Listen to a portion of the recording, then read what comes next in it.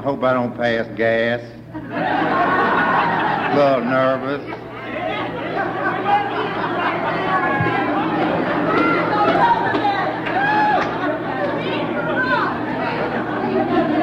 They'll never ask me to do anything after this, I guarantee you.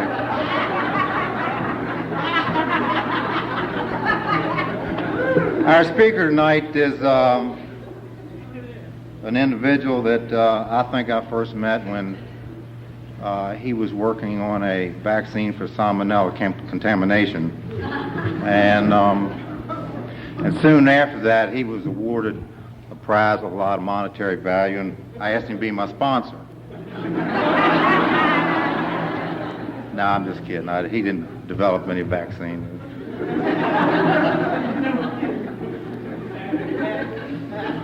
I honestly did meet him when he was promoting fights for Ben E. King.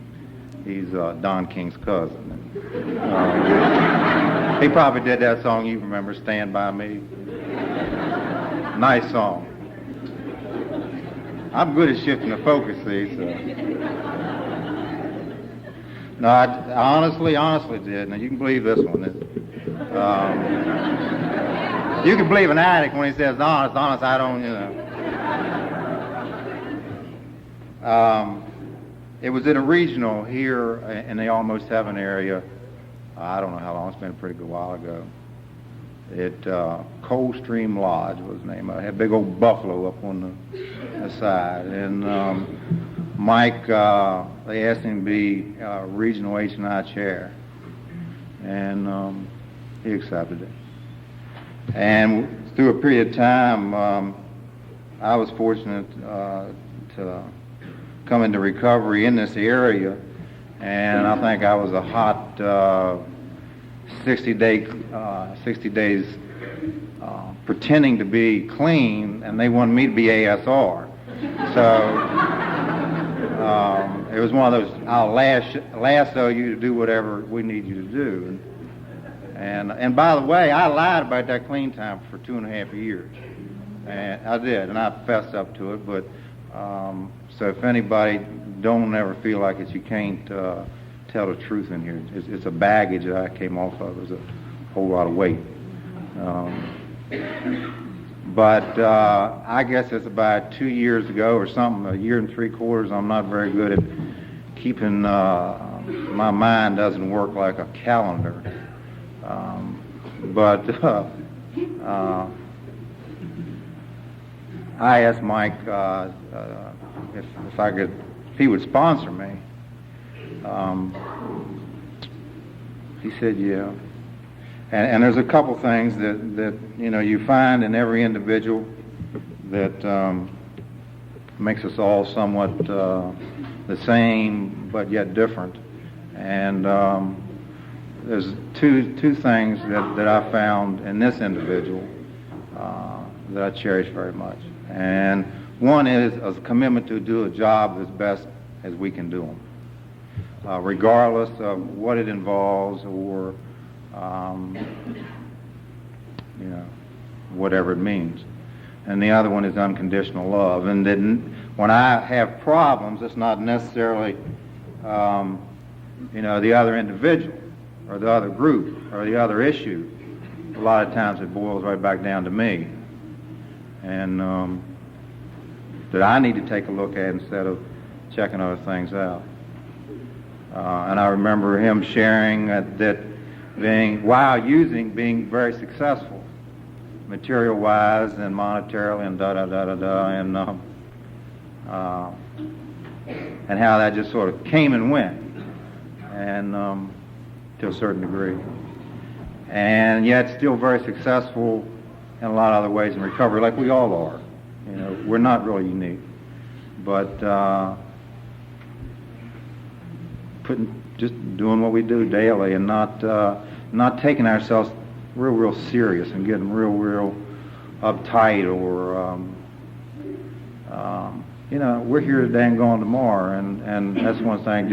Enjoy today, because we recover just for today, but we also are on this planet in this form we call life just for today. And it is a great privilege, and I call it exactly that. it's a privilege to be here. And for the individuals who've been part of this, putting this convention on, I want to commend you. And it's everything's real nice, and it's a great weekend. We have a beautiful weekend weather-wise, and the people here. So without telling any more lies and my mouth getting sore, I'll introduce Mike B. from Virginia Beach.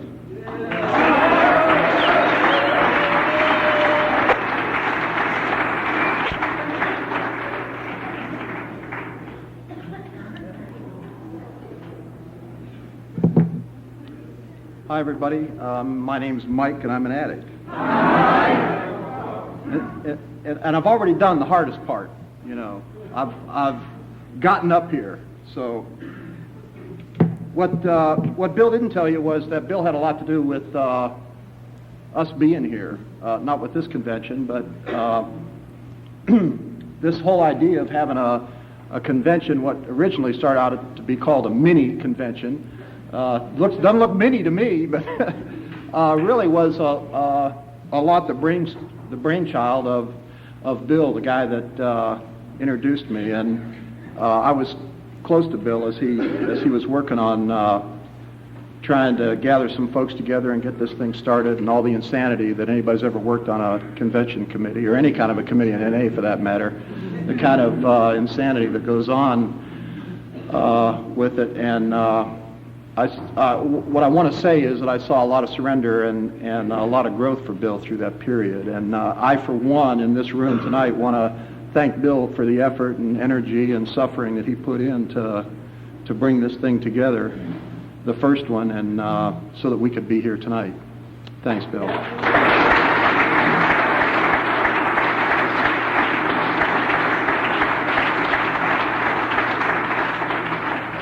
I also want to thank him for his introduction, and I'm going to tell a little story on Bill, since he wasn't as kind to me as I told him to be. See, Bill's a tough guy, right? I mean, did you notice that about Bill? He's cool and calm and collected, and he's got it together, and he's a tough guy.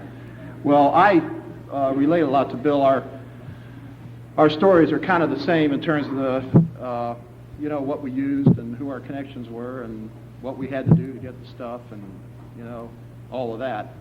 So I know some of where that comes from, the need for that, to be cool. And I'm going to tell you a story about, and this is very touching for me too. This tough guy Bill invited me to come up and spend the weekend in Winchester with him where he lives, just kind of hang out and spend some time together. And we did have, he had on his agenda to do a little step work that he felt he needed to do, and we both agreed on that he needed to do.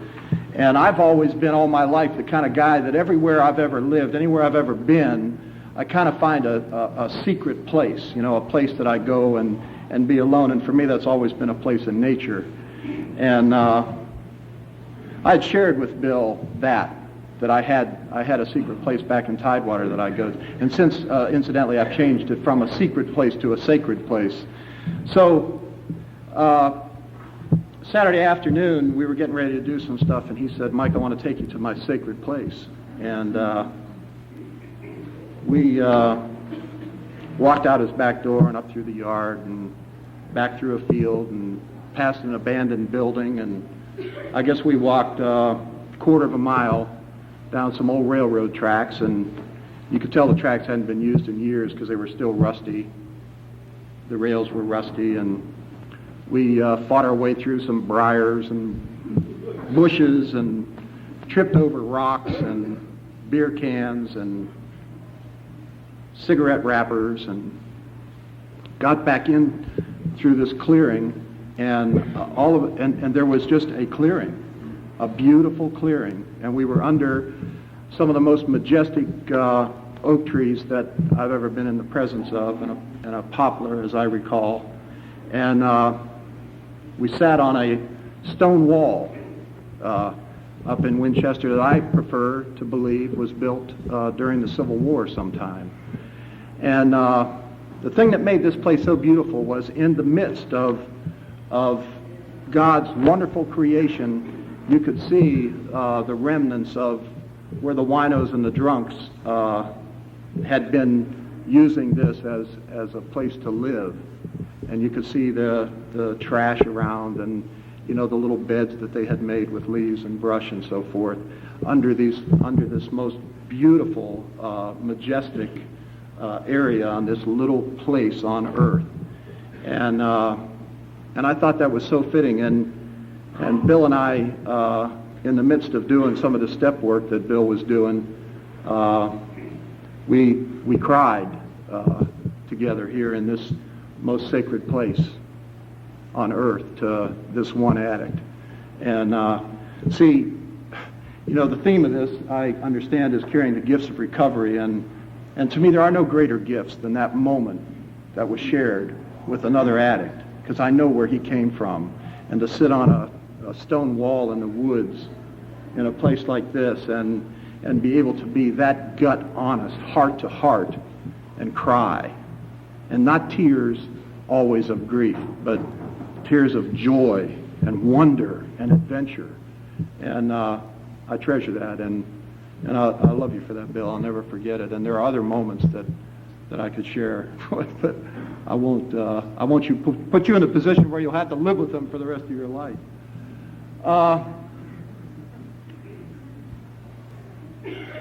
What is this? I mean, I feel like ABC, NBC, CNN. What is all this here? My God.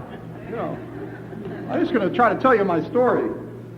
And I'm sure that if I do something that's totally out of whack here, Martin will let me know. Can everybody hear me? If you can hear me in the back, raise your hand. Because if you can't, you don't even hear me saying, can you hear me, right? While we're doing a hand-raising thing, I got to ask you a question here. If you don't want to participate in this, don't. How many addicts in this room, members in this room, have either parents or grandparents that were addicts?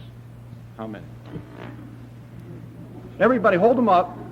Look around. Okay, now I want to tell you something. It's incredible.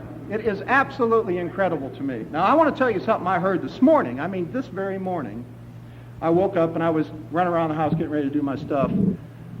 I was doing my stuff, not getting ready. See, that's one of my problems.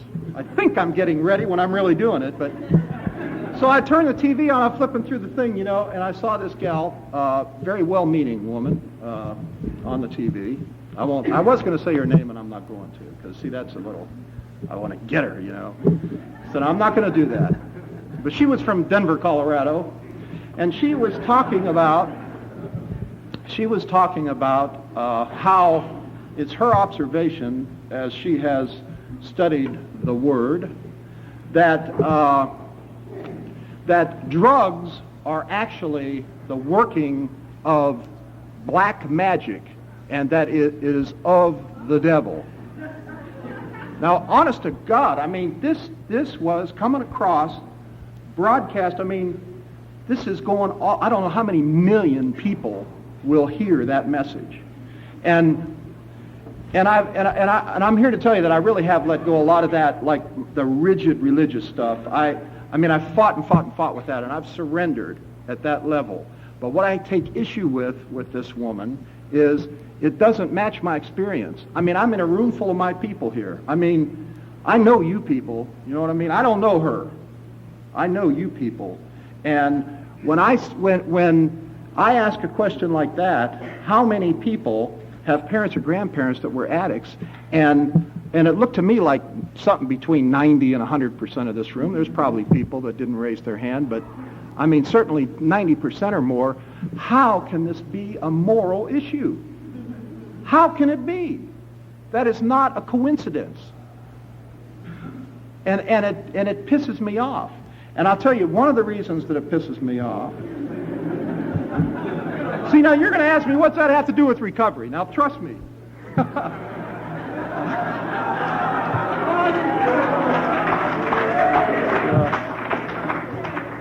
What's this got to do with Narcotics Anonymous? I'm going to tell you that it's got everything to do with Narcotics Anonymous.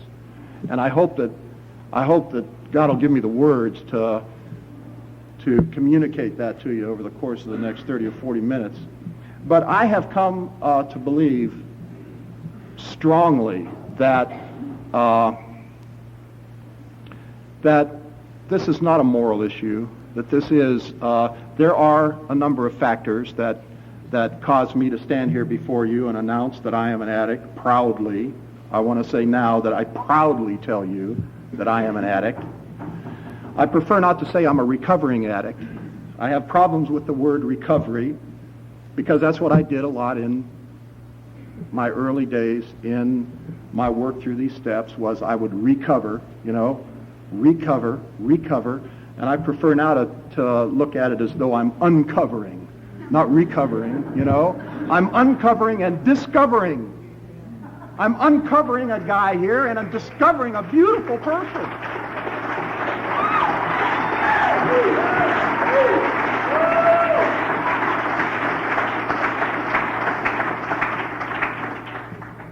So in my process of uncovery and discovery, some of the things that I have discovered is,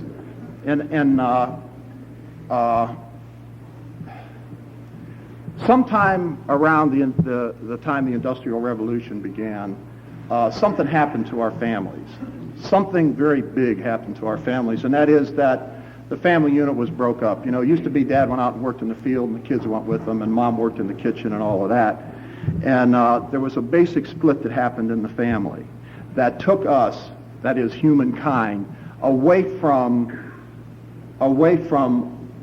our core, from our very essence, and that is our relationship with God. And the relationship with God that we had was a connection to nature. And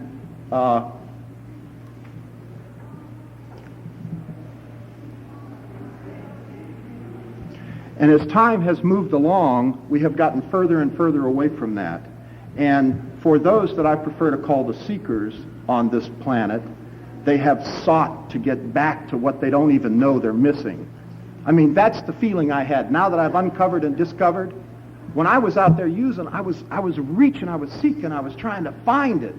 I was trying to find my way. I remembered something that I couldn't remember what it was I was trying to remember. Do you know what I mean? Do you get that?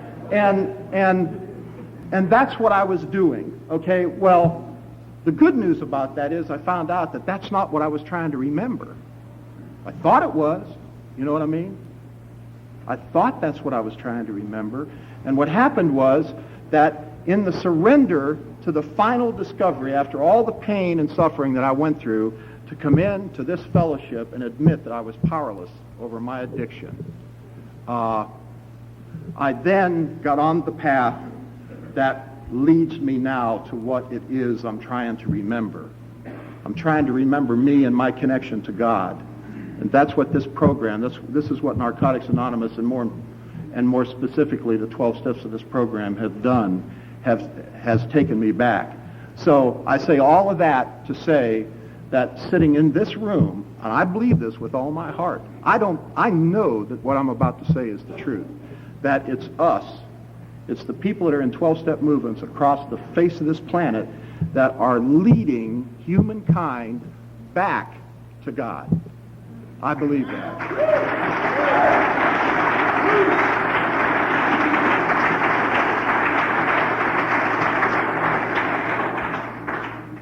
So,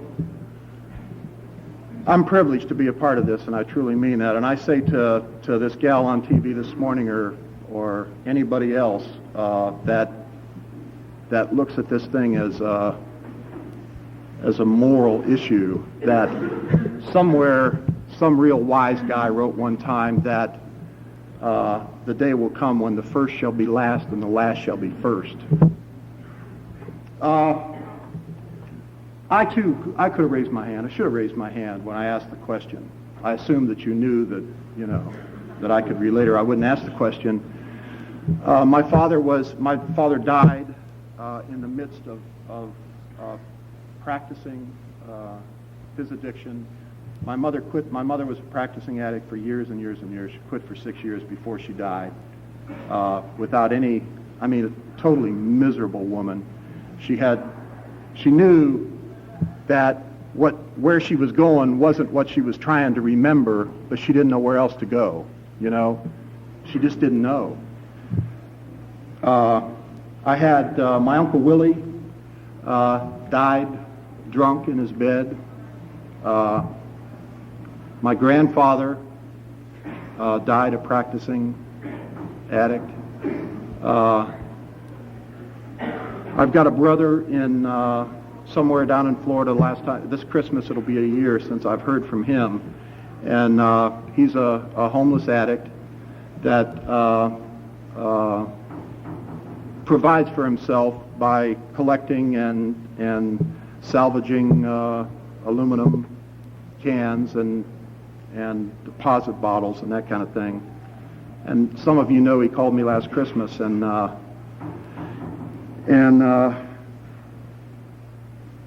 he was as joyful as I've heard him in the last 10 years, because for that night he had a room to stay in. He had gotten himself a motel room, and there was a telephone in the room, and he could call me collect. And I know that I am the only link to the world that he has, and he's still practicing. What a brave heart this guy has. I mean, he's still out there beating away at it, you know. And he knows about our people here. I mean, he's come and stayed with me, and I've introduced him to you all, and he don't get it, you know. I don't get why he don't get it, but he doesn't get it. I had a brother. It's been a number of years ago now. I had a brother when he was 18 years old commit suicide behind this disease. I have 5 children, 4 of them practicing chemical addiction, and a 5th that has been scared off of chemicals, and she might be relationship addicted. See, I'm afraid of this tape, ladies and gentlemen. She's liable to hear it. So my point is this, that this is a family disease. I come from a family of addicts. And one of the tragic things about addiction is that rarely do we just practice, rarely does the manifestation of this disease come just in the form of using something to escape from our feelings. Oftentimes there's many other symptoms, and one of the symptoms that was prevalent in my house was that it was not a safe place to be. I believe today that every human being that's born has a right, a God-given, natural, first right given to feel safe in the world. Most of us don't. And however that's played out in our family, most of us don't. How it was played out in my family was there was physical and some sexual abuse. I did not feel safe on this planet. I did not feel accepted. You know, at a cellular level, I didn't feel like I belonged here. And see, before I started using, before I found out before I made this great discovery about how chemicals could change the way I was feeling, I was noticing other things. And one of the things I noticed was I had a friend that lived down the street. His name was Tommy Casey, and he came from what I believe now. He came from a happy family. I don't want to say a normal family, you know, because you saw the hands raised here, right? And you probably didn't come from normal families, but if you lived with nobody else in the world but all of us and our families, you'd think whatever was going on was normal, right? I mean, I would think that if you're getting beat up at night, you know, and you got to hide under your bed in order to keep from being physically abused, I would think, hell, that's normal. This was going on here, it's going on over there, you know. So I hesitate using the word normal, but I believe that Tommy Casey's family was a happy family. And I loved going over there. And one of the things that I learned when I went over there was that if I kind of put on a little charm, and I put on a little grace and a little smiley face, and paid close attention to Mrs. Casey, that I might be invited to stay and have dinner. And oh, what a victory that felt like, when I would put on this charm, and I would what seemed like maneuver Mrs. Casey into asking me to stay for dinner. And see, what the payoff in that was to feel what it felt like to sit at that table. Now, I was like probably 7, 8 years old, 9 years old, maybe along in there. I didn't sit at that table and say, aha, this is a normal family. This is what I'm missing at home. And I probably ought to call the cops, and get myself into some kind of therapy. That's not what happened. What happened to me was I sat there and I said, wow, look at this. Feel this. I feel accepted and loved and cared for and nurtured. And check this out. Warm food. And all of us sitting around. And they did something very strange. They held hands before they ate that warm food, and they said a prayer. My first connection to God. See, and that was such a profound experience for me, the Caseys. And Tommy Casey and his family have not been, they were out of my life by the time I was 10 years old, because we did a lot of moving around. I know some of you can relate to that. And so Tommy Casey's family was like out of my life, but I can tell you that there's been no single experience in my life that has had more impact on me than the Casey family. And that's been 32 years ago. Connection to love and a connection to God. And do you know that the first time I experienced that, from the time I was 9 years old, the first time again that I experienced that feeling was 20, 30 years later, over 30 years later, when I connected at a Narcotics Anonymous meeting. When I came in and I was present.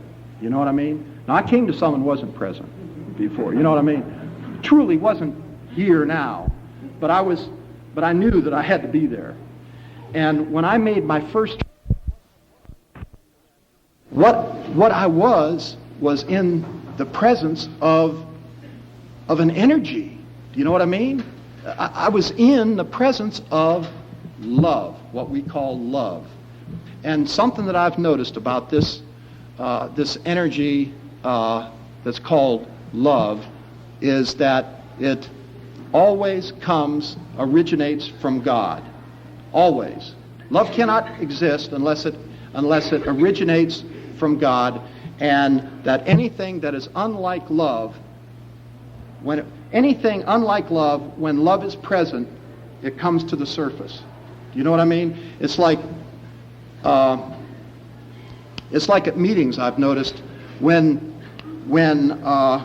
that love energy is really when you can reach out and cut it with a knife. I noticed that's when the tears start. That's when the anger comes up. That's when those resentments are really talked about. That's when you hear, oh man, I got to get into that 4-step I've been sitting on, for 2 months. I really believe it's because when we're in that environment, the stuff, it's a principle that it has to come up to the surface. And that's why I believe that it's very, very, very important to stay close to people that are on this path with us. Because, see, I don't know anywhere else I can go and feel the kind of love that I feel at these meetings.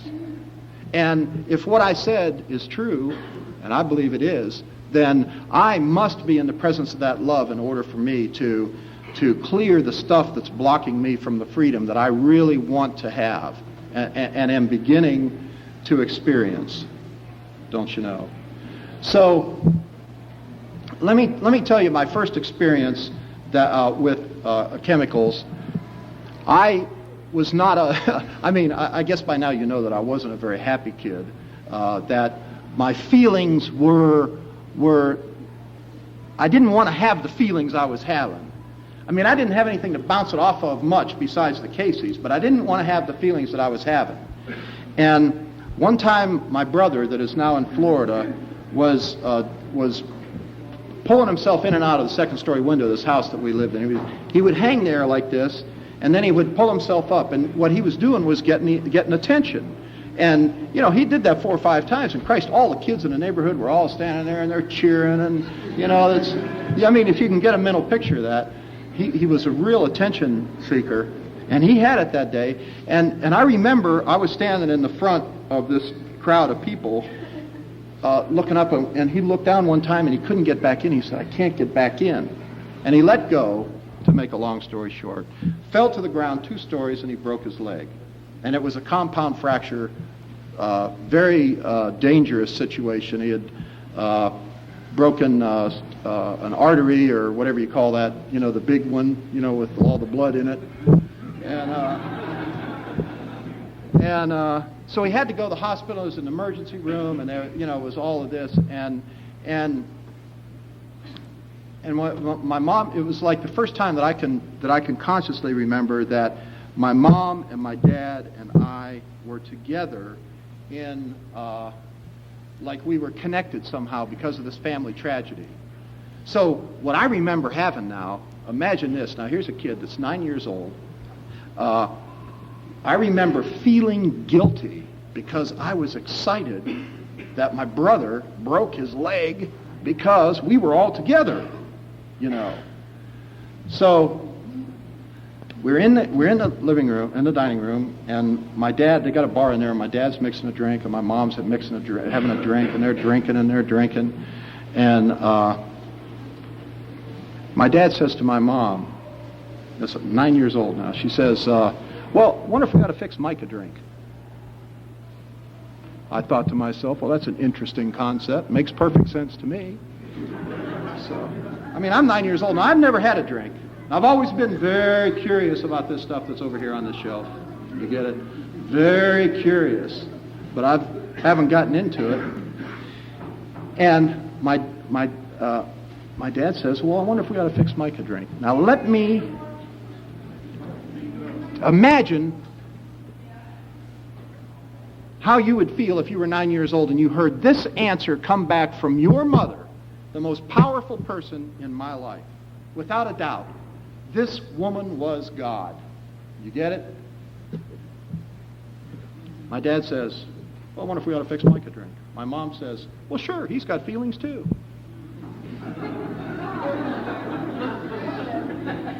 Well, sure, he's got feelings too. Well, the message I got there was, man, these feelings are, you know, forget the feelings. We don't want to feel them. And we're willing to drink this stuff in order not to feel the feelings. And what I learned from that experience was that not only did I not feel those feelings, which I was willing, you know, to go that far. I was willing, if that's all the further it went, was I just didn't have to feel the shit that I was feeling. I felt wonderful. I felt great for the first time in my life. I was 9 years old. Now, I didn't get stumbling drunk, and I didn't start drinking daily, you know, from that moment on. But I'll tell you what was important about that experience for me was that I knew that alcohol was going to play a big part in my life. I mean, I just knew that. I mean, it was a setup. What a perfect setup, don't you know? The 2 most powerful people in my life use this stuff, and that's the example they set for me. My mother tells me that this is the stuff you use to not feel the feelings that you don't want to feel. What she didn't tell me was I never felt better in my life. I loved it. And so I knew when I went to bed that night that this stuff was going to be a big part of my life. And, oh, God, was I right. Oh, man, was I right. And what didn't, my chemical addiction didn't progress from that point, but what did progress was I began to really develop this this dynamic that existed between me and the Casey family and my relationship with Mrs. Casey.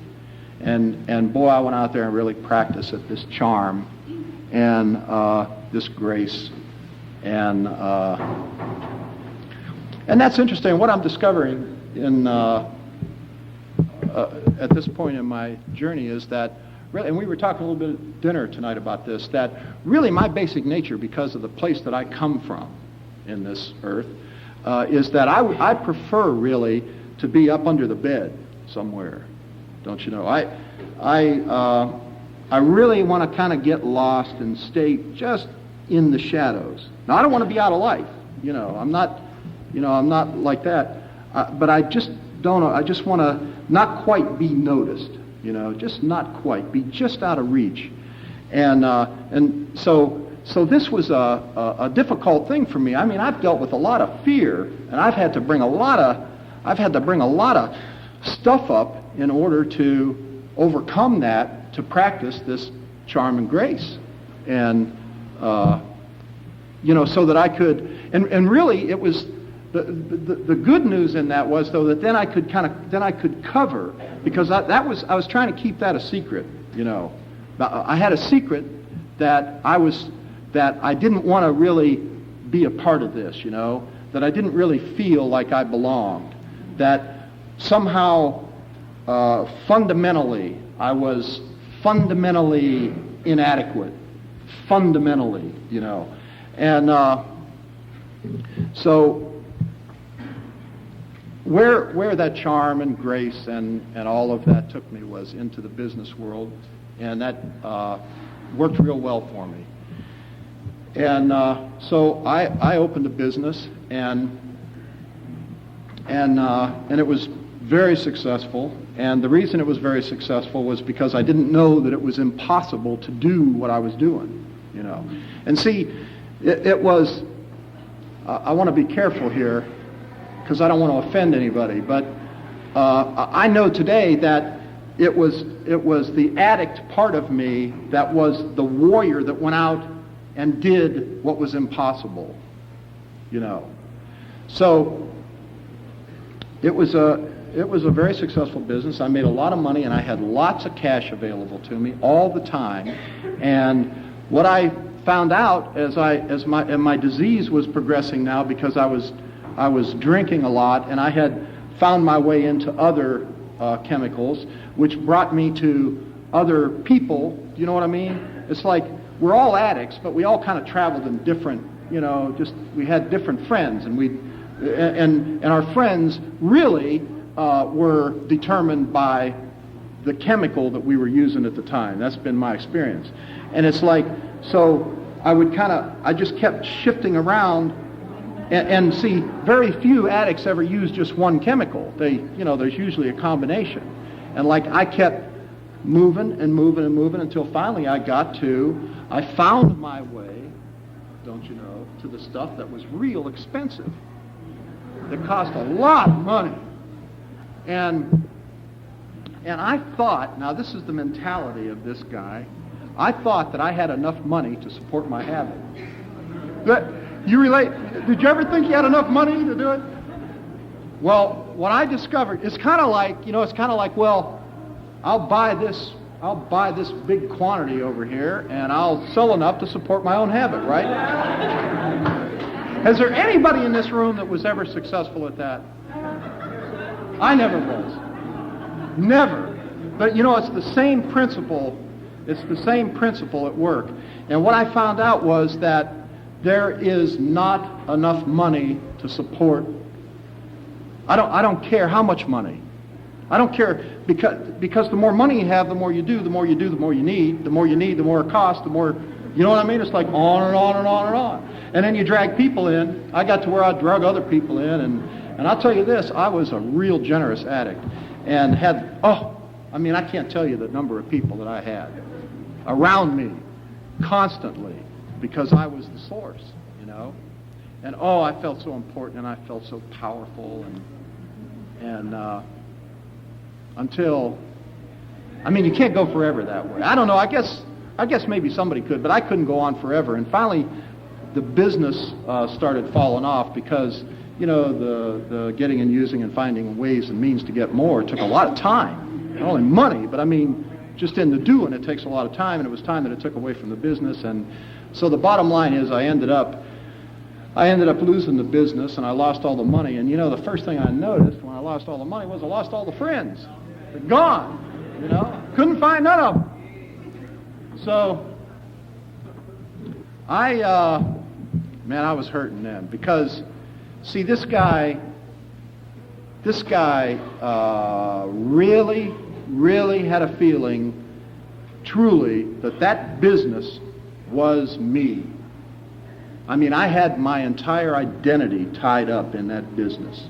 And I used to say things like, I can remember talking, and I meant it, that if anything ever happens to this business, I'm going to commit suicide. Well, no wonder. I was the business. If the business died, I died. I mean, it was just a matter of, you know, just completing the act. You know what I mean? I mean, to shoot myself in the head after my business went broke was a very viable option because I was already dead. So what I did with that was I started using more. Now, I shifted my drug of choice, but I started using more. And I never would have believed that I could go downhill from there, but I did. I went downhill from there. And I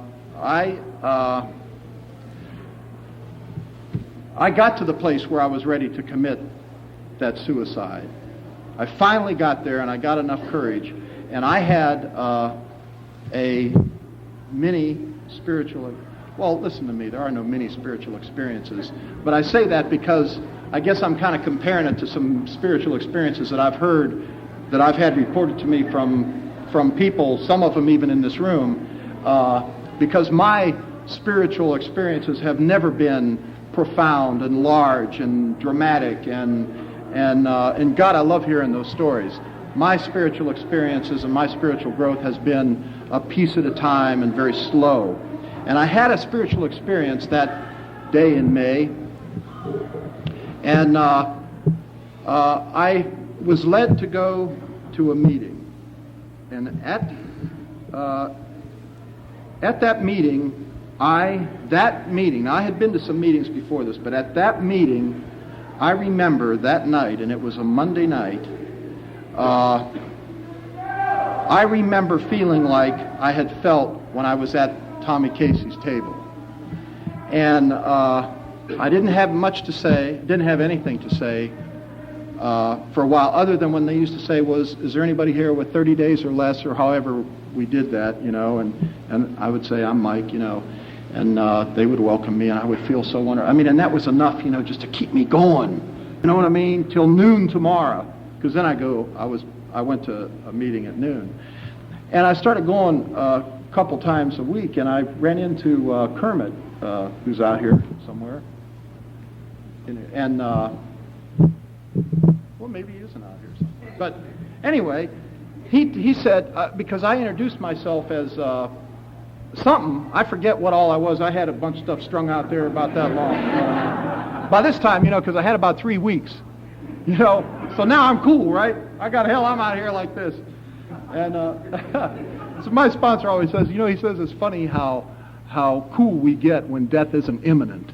You know what I mean? It's like when we first come in, it's like, oh, God, I'm so happy to be here. You know, in about 3 weeks, and I'm not going to talk about anybody but me, but I was cool. Well, anyway, my coolness took me out there. I had a list of things that I was about that long. And one of them was I was an addict.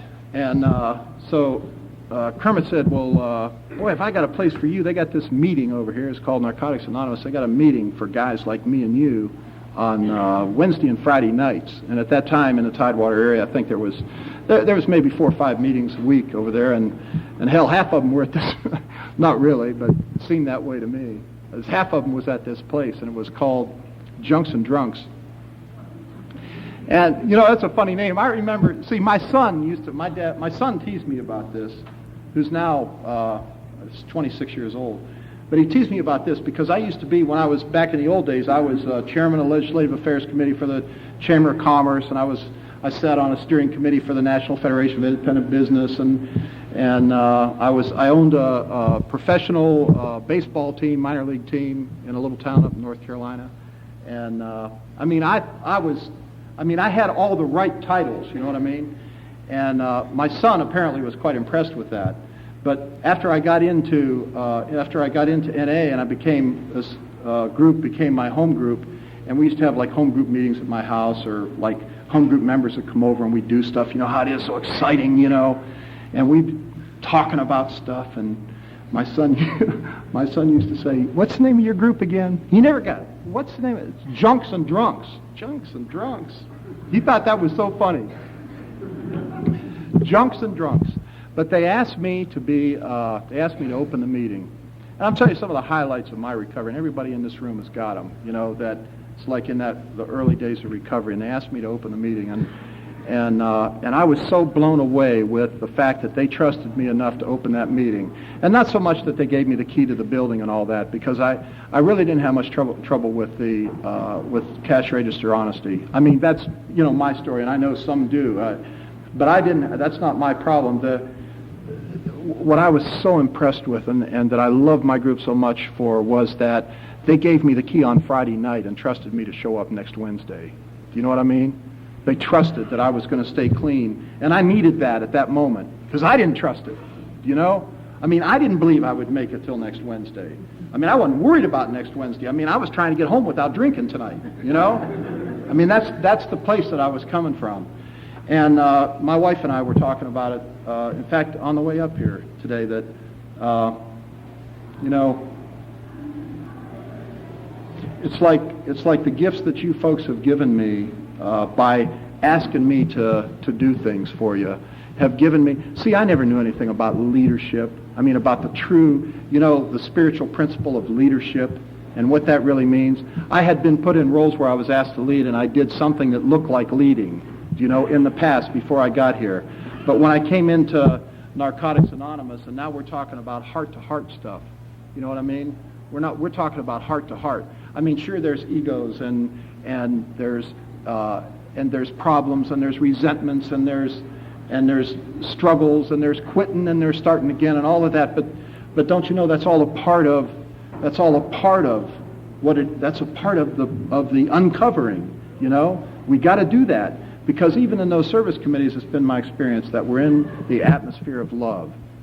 That down at the bottom line, when you sort through all the crap, that service committee is about love. They're about doing something. Maybe not everybody on the committee is at every meeting, at every moment of every meeting of a service committee. But the bottom line of that committee is about love, and love will bring to the surface anything that's unlike itself. And so I was given lots of opportunities to have that stuff come up and be uncovered, so that I could begin to notice them. And I'll tell you that as I've uncovered and discovered myself, one of the things I've discovered is that I'm willing. I am willing.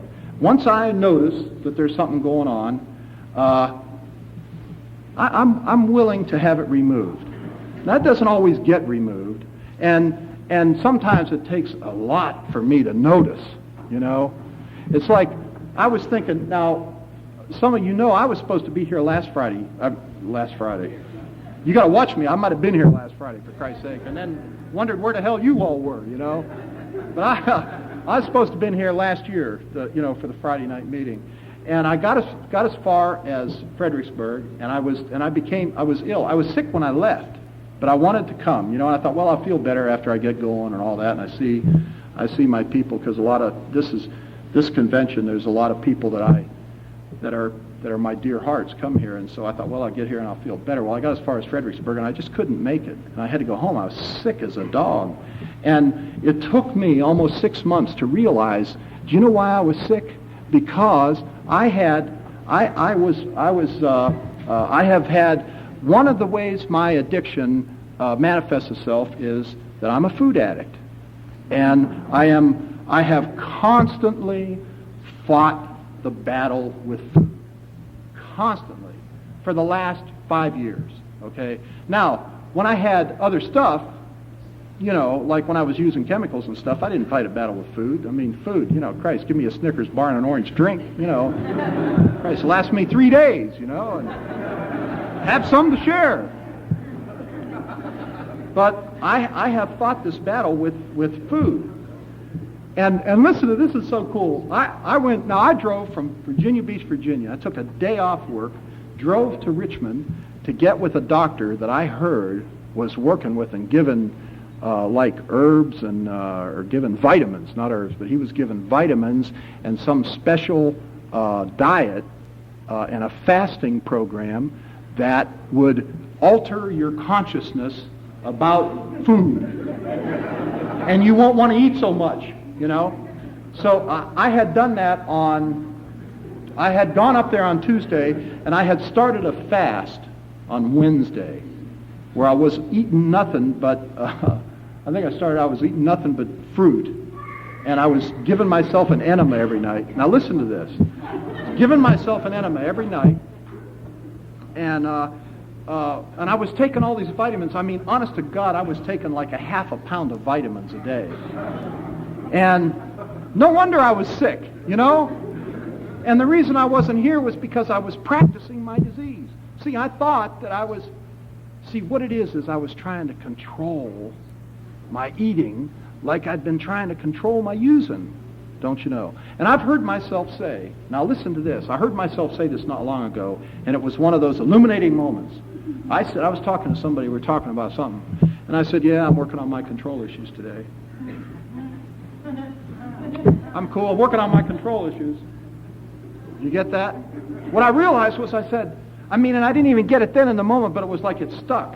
It was like, what's wrong with this picture? You know how that works. You carry it around and you carry it around and you carry it around. So what is wrong here? And then it hit me. I'm trying to control my control.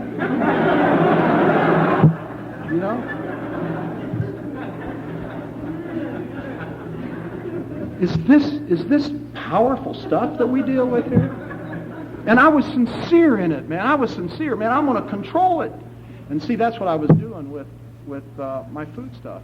So what I'm going to report to you is, when we were doing the steps and everybody was saying, so we always add something new. I love this. That's why this movement keeps expanding, and that's why our hearts keep growing, and that's why God keeps getting bigger, is because we're always doing so. So now, the stuff when we're reading the stuff, like the steps and all the stuff that the members throw in, you know what I mean? Like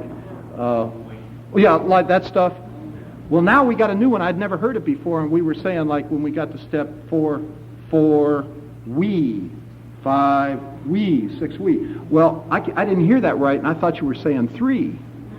I thought, and what my mind did with that, my higher mind, was it said, yeah, that's right. I got to surrender. I've always had to surrender. That's something that's been consistent about my discovery has been that I've always had to surrender first. Anything I've ever dealt with, I've had to surrender first. And so what I'm going to report to you is that I have, since I made this discovery, that I can't control my control, and that I can't control my eating any more than I can control my drug use. Just like I learned that I can't, that's how I quit smoking. You'd think I would get it, You know what I mean? You would think I would get it. And I'm not beating myself up when I say that. It's just, it just amazes me the power of this disease. What I've learned is that I've got that when now in the morning, a part of my prayer and meditation that I do every morning is I surrender and admit that I'm powerless over food. And that's all I do. I just say, no, I'm not going to try to control it. Now there's a part of my lower mind that that says that's BS, man. You've got to be in there controlling it. You've got to not eat that cupcake. You know what I mean? You've got to be in control. Something's wrong when you're ripping the lids off of those half gallons of ice cream, Mike, and throwing them away. You can't do that. Don't stop at that 7-Eleven on the way home and get 2 things of that Haagen-Dazs, That's what I think is control. But what happens is that somehow in that surrender, and from that place of surrender, I gain some self-love. I don't know why. I mean, I don't know. All I know is that I've kept these 12 steps a part of my life daily as best as I was capable of doing. As best as I was capable of doing. And I've arrived at a place where now when I surrender and admit that I'm powerless, that somehow I love myself. And I love myself enough to accept myself just like I am. See, because why I was trying to control my food was not because I was worried that I was going to have a heart attack or that my cholesterol level was high or, that I was having these mood swings. None of that shit. I was afraid I was getting fat, You know what I mean? Really, I just didn't want to, I didn't want to look bad. So what happens is now, I truly am real pleased with how I look standing here before you right now. I'm real happy with how I look. And in that happiness and joy and acceptance of myself, I care enough not to stop and buy 2 gallons of Haagen-Dazs on the way home at 7-Eleven.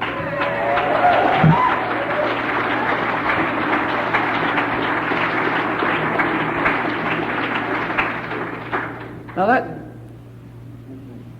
there's probably people, if they heard this tape, they would say, huh? But you see, you guys know what I'm talking about. You're my people. You know what I'm talking about. And what does Haagen-Dazs ice cream have to do with Narcotics Anonymous and the 12 steps of this program? See, there's people that would ask that question. And I'm here to tell you it's got everything. If we believe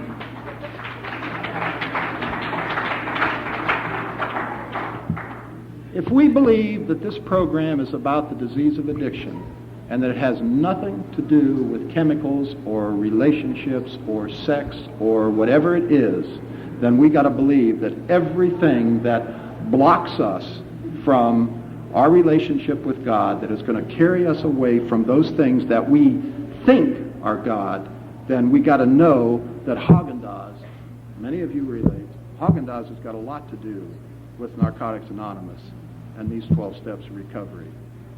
And so I would love to tell you some of the experiences I've had with, see what I want to say is that I've, like most of the time when I've begun to work on a step, it's always been like, oh God, this next one, you know what I mean? Like when I started to do that 4th step, I thought, oh my God, this is it, And I was so scared, and I talked to my sponsor, and he said, no, wait a minute, because I was telling about how scared I was when I was doing my 4th step, and he said, well, maybe we better do a 3rd step then. And I said, what do you mean? I said, because then got me, I was like, wait a minute, I know I'm at the 4th step, don't tell me I got to back up.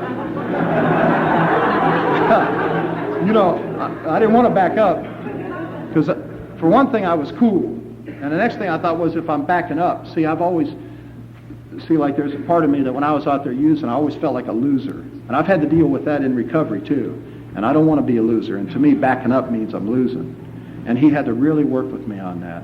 And he said, no, Mike, there's things that you can't skip over. Now, you can. No, I correct myself. You can skip over, but you just got to come back to it, so you may as well do it now, right? And that made sense to me. And what clinched it for me was he said, what does the 4th step say, Mike? Just tell me, what's it say? It's a good opportunity for me to let him know that I had these steps memorized. We made a searching and fearless moral... Fearless? I'm not fearless. I'm scared slapped to death. Something's wrong, So he said, that's it. Let's go back and do a 3rd step. So what we did was we got down on our knees and held hands, and I made a decision in prayer. And this is how I did it. And I know I've heard lots of different ways that it's done, and there ain't no right ways and there ain't no wrong ways as far as I'm concerned. It's however way you do it. My way is I got down on my knees and I held my sponsor's hand and we said a prayer. And I made a conscious decision, an intellectual decision. It says decision. I didn't turn it all over. You know what I mean? It's like I didn't take my heart and soul and turn it all over. I wanted to, and I guess kind of in a way at the moment I thought that's what I was doing. But no, what I was doing was I was making a decision. This is my choice. I have a choice here, and I'm making a choice to turn my will and my life over to the care of God, as I understand Him. And as a result of having truly come to believe that there was a power greater than myself that I call God that could restore me to sanity, I wasn't afraid anymore. Now, that's not to say that I didn't have some artificial fear kind of come up, the stuff that my disease threw at me to keep me from doing it, and we've all had that. But I'm talking about I wasn't afraid anymore. And I did my 4-step, and I sat down and the way my sponsor was a pain in the ass, when we did this 3rd step, then he went through he gave me some guidance as to how to put this 4-step together, what kind of form to take.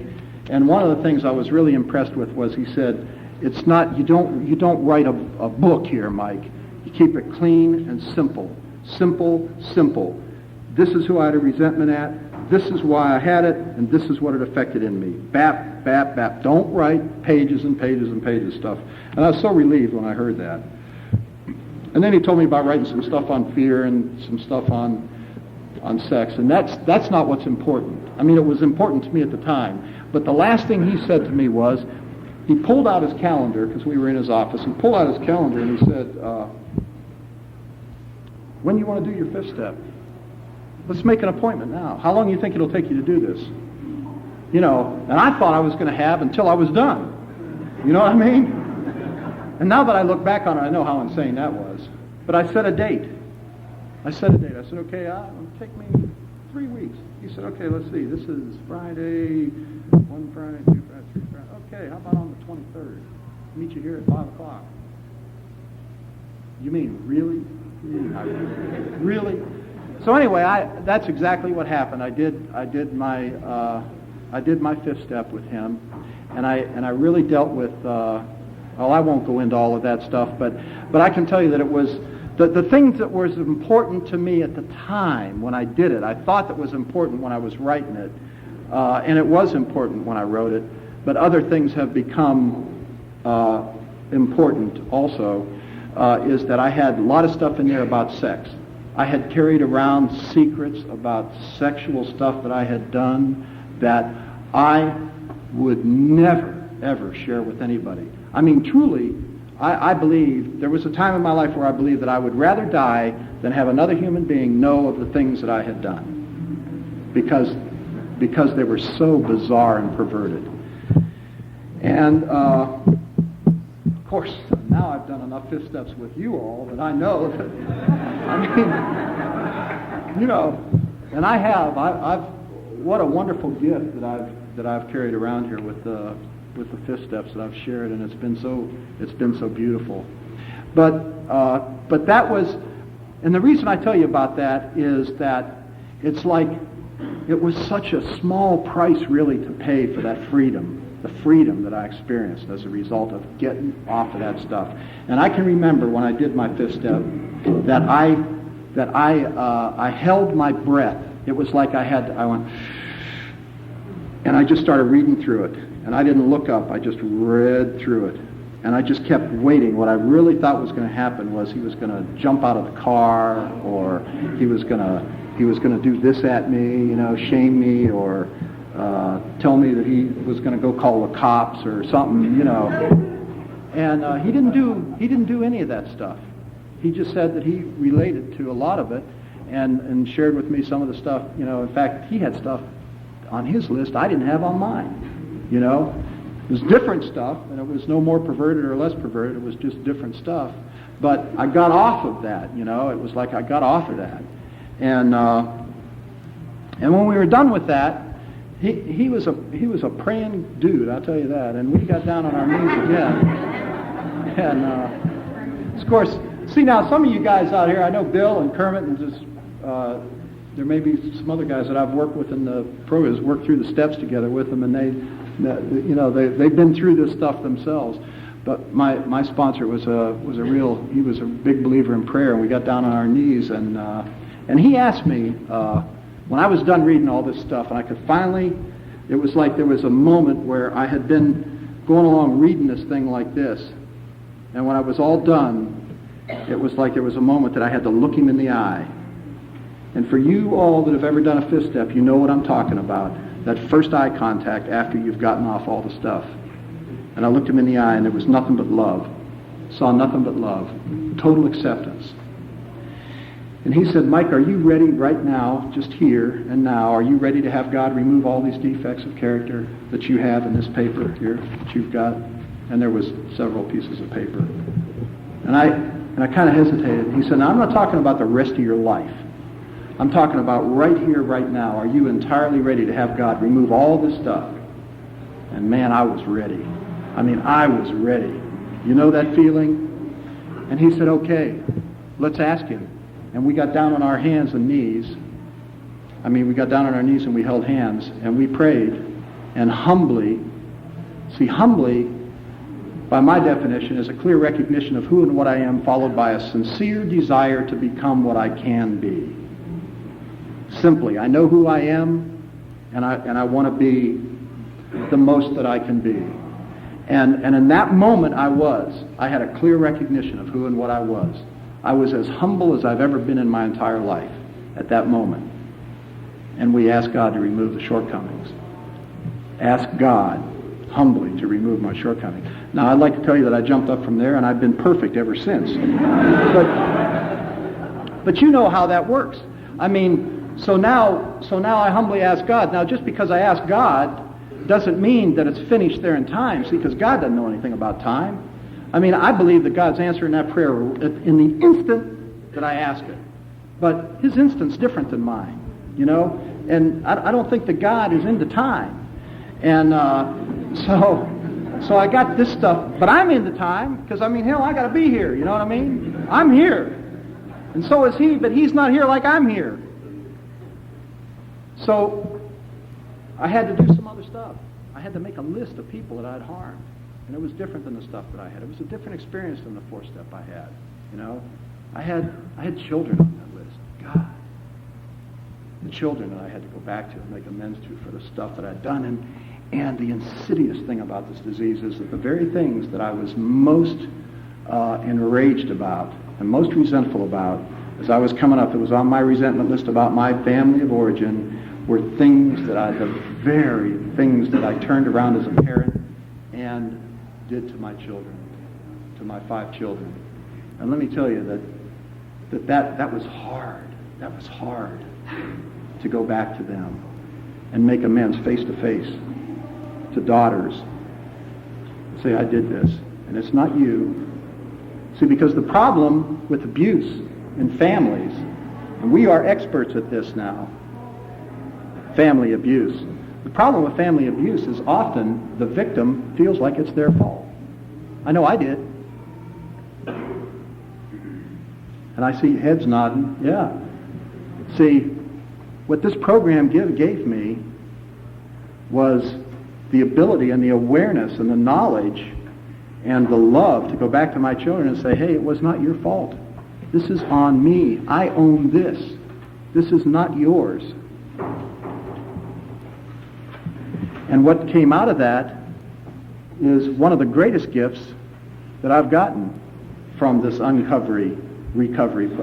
discovery process is a relationship with my children that's real. My children and I can look each other dead in the eye square now. And they believe me when I tell them, I'm not going to do that anymore.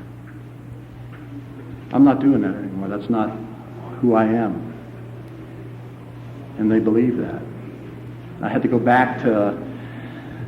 see, when I made my 8-step list, I thought the important stuff was the money stuff. And I noticed that about other guys that I'm working with in the program, that the first thing they're concerned about often is the money. What am I going to do about the money? God, I'll never be able to get the money, and I'll be paying this for the rest of my life, and the money. And then toward the end of the list is where they start putting the other stuff in. And I can tell you that the money things were the least. But they were real important at the time that I did it. And for the most part, and it's been some years ago, there were things on my 8-step list money-wise that I thought I could never, there's no way that I could take care of them, and I have. I have. I don't know, I really can't tell you how this just happened. I made some commitments, I became willing. I said, I'll send you so much a month and that kind of thing, and it's just kind of worked its way out. And I sponsored him. I've sponsored blind people that I read to, and took to meetings. I've sponsored deaf people. I've sponsored blacks. I've sponsored Hispanics. I've sponsored whites. I've sponsored Jews. I've sponsored Hindus. I've sponsored atheists. And all have come together heart to heart. And you know what I'm talking about. A cross-section, what a gift that has been, to have that kind of relationship. To truly have everything of this world removed and to be heart to heart in true connection with God. See, and that's why I believe that God is as practical as dirt. It's like there was an announcement about the deer, and hey, that's real. I mean, I drove up here at like 6 o'clock this evening, and out here on this road, that you come up the hill, the main road out here, there was a baby deer right on the side of the road at daylight. I mean, just out there eating grass, and these cars zipping by 45, 55 miles an hour. And see, to me, that's God. See, God is as close as, really, I think God's as close as I am to me. But if I want to have what our steps call conscious contact, I can have conscious contact with God as I understand Him, as close as the nearest tree. And some of you guys know that you've been with me. I mean, you're liable to go on a walk in the woods with me, and I'll go over and hug a tree. You know why? I mean, that is God. And I'm not talking about go over and just hug it and walk away. I mean, if you really want to have an experience, what's this have to do with NA? I don't know. If you really want to have an experience, go put your arms around the tree and get your face up close, get real close to that tree, and just hold it and stay there for 5 minutes. See what happens. Just try it. See, to me now, I'm talking about me, this is me telling my story tonight, that's conscious contact. Conscious contact with God, as I understand Him. It says, God is as practical and as simple as earth, as simple as trees, and I believe that if God is anything, God either is or He isn't. And if He is love. And that is what we experience at these meetings that we go to. And I have had enough experience with this, and I have enough anticipation with it, that when I walk into a meeting of our people, and everything kind of settles down, and we say the serenity prayer, it's like I truly feel the presence of God. I have conscious contact with God as I understand Him. And what greater gift is there than that? I came here thinking that I needed to get off the methadone program. You know what I mean? I mean, that's where I was at. And I'm just not there anymore. Where I'm at now is I want to get to know you, I want to get to know you heart to heart. Because I have conscious contact with God when I'm with you. When I was out there on that stone wall with Bill, holding hands and crying, that was conscious contact with God, as I understand Him. When I knelt down in my front yard with Kermit, and we did a 7-step prayer together, that was conscious contact with God. And my 11th-step prayer and meditation, man, has taken me all over the map. You know what I mean? I mean, I've been east and I've been west, and I've looked at UFOs, and I've looked at crystals, and I've looked at Christianity, and I've looked at Judaism, and I've looked at Hinduism, and I mean, I've looked at anything that comes in my path that somebody says, hey, this might be God, check it out, I check it out. See, I love that about me. I'm open up, okay. And I trust my guts enough to know when I go down a path and it don't seem to be going anywhere, that, okay, so this is not for me, I'll go somewhere else. But that's conscious contact. That is the gift that I carry today, is I have a relationship with God. And I believe about love, and I believe about God, that we all come on to this planet and into this earth with the same amount of that. Don't you know? It's like tomorrow morning when we get up, if the sun's shining, and when we walk out there into the field, if we could all gather in a field where the sun is shining, we will all get the same amount of sun. I mean, that is how God works. We all get the same. You know, it's like nobody is more blessed than anybody else. And the gift that this program, these 12 steps, has given me in the uncovery and discovery process is that I'm getting back to that, you know. I'm getting back to that. I'm getting back to the source. I'm getting back to what is my inherent right, is with the love that God has given me and He has given all of us. So I choose to call people that are in 12-step recovery, and I choose to call tonight you people that are in this room the children of the light. We are gathering together as children of the light, and I truly believe that we are leading humankind back to God. And I say that with all the humility that I've ever had. And I am honored and privileged and grateful to be amidst you people. And I love you, and thanks for listening.